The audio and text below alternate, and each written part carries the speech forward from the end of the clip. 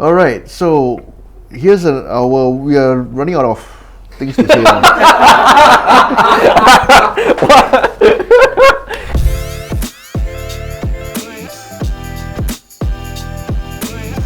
Hi guys, we are finally at our last few categories, and this time round we are doing overall best sedan. Now, as I think most people would understand and would definitely be noticing, sedans are no longer as popular as they were back in the 90s. So we've gone through a transition of a lot of different sedans back in the 90s, and then MPVs got popular and there were a lot of minivans around the world, and then now we're in the season of SUVs. And that's why in our previous videos you would see that our SUV categories were heck of a lot and we had a lot of contenders. But coming back to sedans, I think we are at a season now where sedans need to be a little bit more than just your four-door cars, right? In my opinion, I would argue that they're a little bit like limousines. They're used a little bit more for executive purposes. Anyone want to share your thoughts on that? Well, I mean, looking at the lineup that we have over here, it's actually quite a diverse lineup. But I think we can go on to announce the winner. And the winner is, for Best Sedan, the BMW i7 xDrive 60. So well done BMW. I think coming back to my earlier point, a sedan is more of a limousine nowadays.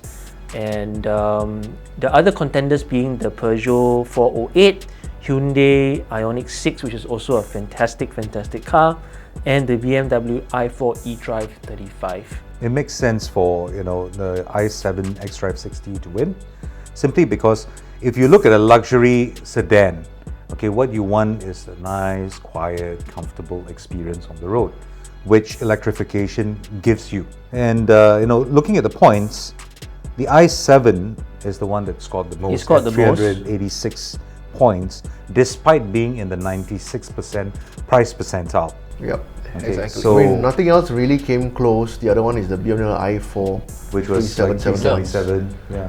But yeah, I think if there were another car that came within 5 to 10 points of it, but set in a lower percentile, that might have actually clinched the price. But the i7 was so far ahead in terms of points that even at the 96 percentile, still doesn't count against it. Exactly. Yep. And who drove the i7? Sorry. So it was Sheldon and me in the split Tesla. Yeah. Were there some points that you particularly found? Well, what was interesting noteworthy? As well, the ICE 735i was launched around the same time as well. So the BMW arranged simultaneous, basically back-to-back test drives. Yeah. So I drove the i7 first, and it was impressive. And while the outside may be polarizing, but when I sat on the inside, I felt at home in terms of how the controls felt to hand, how the steering wheel felt. I knew where everything was. And back to back again, before that, just before it was the Mercedes EQS, also a direct competitor with the i7. And I gotta say that as much as I liked the EQS from the interior design part of it, I just felt at home. I didn't have to kind of reset or readjust my muscle memory in the i7. I just get on with the driving. Then I got into the ICE 735. Yep. And to me, I actually enjoyed that drive more than the i7. Right. So, and I couldn't put my finger on what it is. Maybe that ICE engine gave a bit more emotion, or the elasticity of how the revs build up and stuff like that. Kind of added another dimension to it. But and ultimately, as a luxury car, it's a kind of car you want to flex your status on, right? It does the job because I parked my car at a HDB estate to get something, and when I returned to it, I found like this 3 or 4 uncles standing around it, admiring it, and which basically is testament to why you see a lot of 735s and i7s driven by a lot of elderly gentlemen. Yes, elderly gentlemen. Yeah. Distinguished. And they're very, very popular among them.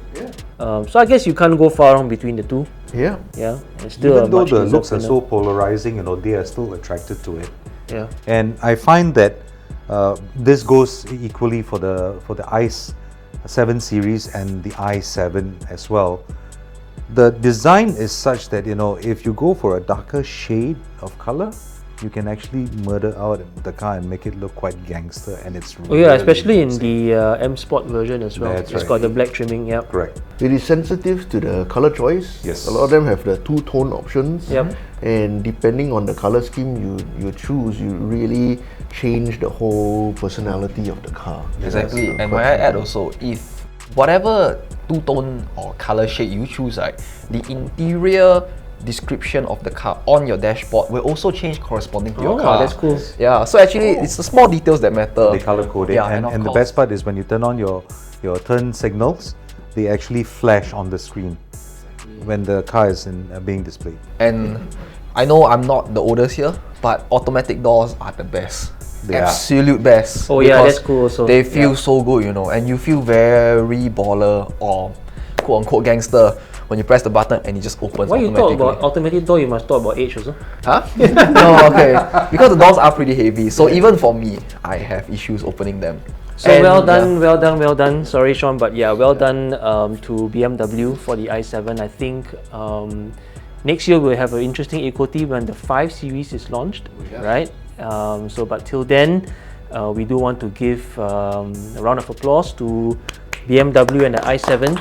We want to check out all our other videos and see who eventually wins. Stay tuned to our channel and subscribe so that you don't miss out on any information. Till the next one, we'll see you guys. See you.